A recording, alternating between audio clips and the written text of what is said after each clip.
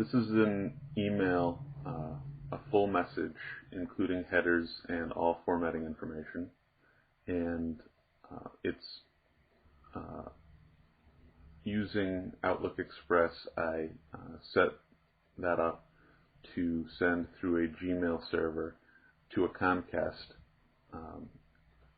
email address, and I find it easier to read these from bottom to top because for this one, all of this information was formatted by Outlook. This right here is the message itself, formatting information, and the text itself. Up a little ways is some information. This is the email address I used. This is the account. I tried to spoof the email address, but Outlook used the email address that I was sending through.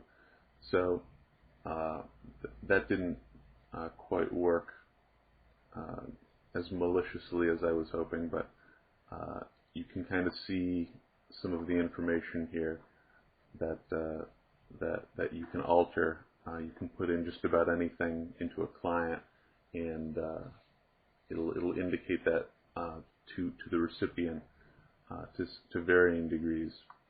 This is all information Outlook put in, but here we have the date, the subject, the email address it was sent to, and the reply to address. This is who, depending on the email client that receives it, this might look like the sender. So this might indicate that this person sent it, and that would be a means by which you could fool them. So each of these blocks, starting with a received colon, is the method of identifying which server it was bounced to from where, and each of these appears to be a little bit different. So the first one, the earliest one, is it indicates that this IP address is mine. It was sent to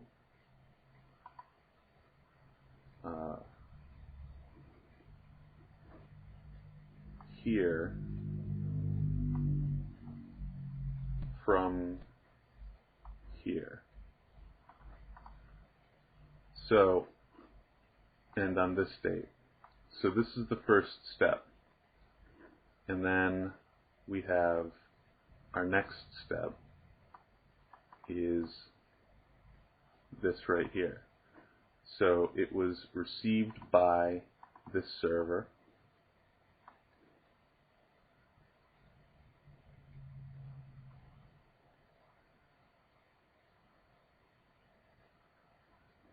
Presumably from this server. And then we have the date that it was received on here. And then the next step was this one.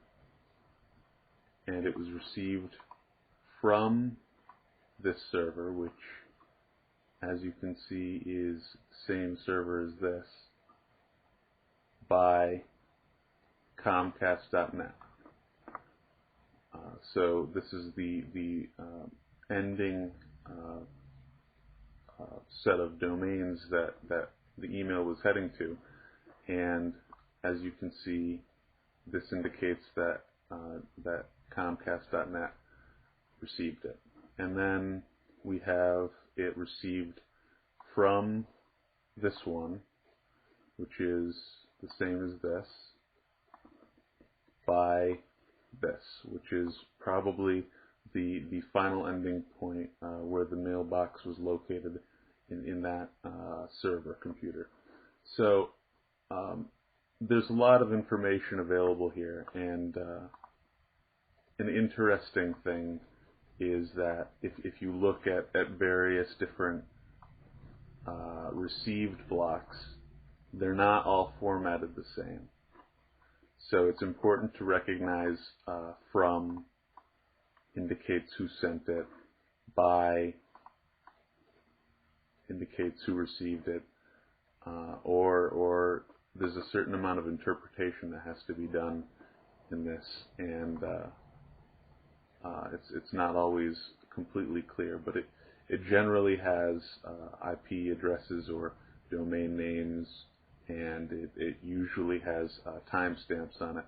So again, there's a lot of information that can be received or retrieved from header information, but it's not extremely standardized, as you can see.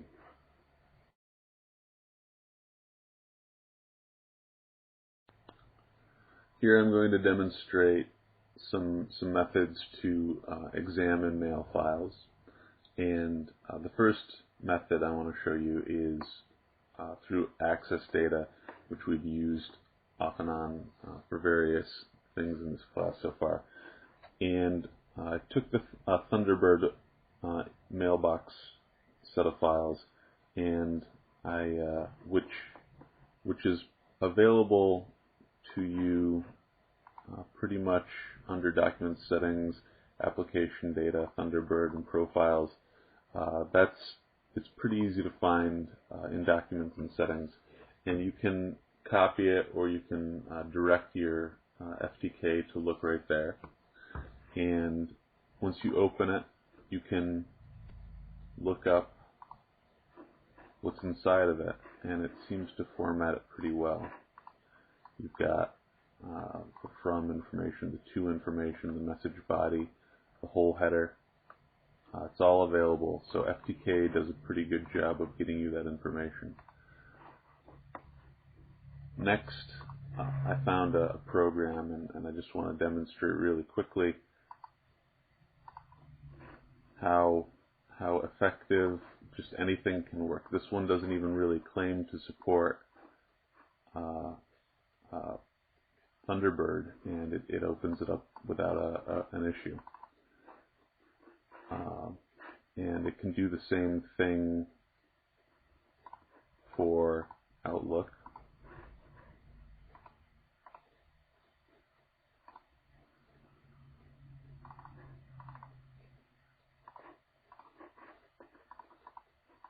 It's got all that information there too. So that one works pretty well. And then, aside from potentially just opening up the files with the program that they're native to, we can open up the file.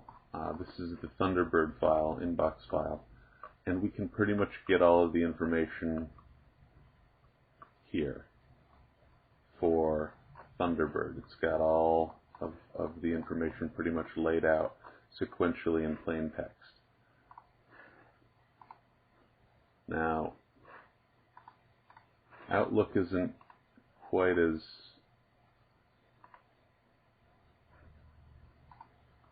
easy to read, but it's all pretty much there. The email addresses and the text of the emails is located in here. But again, it's not that difficult to find a program that will format this information.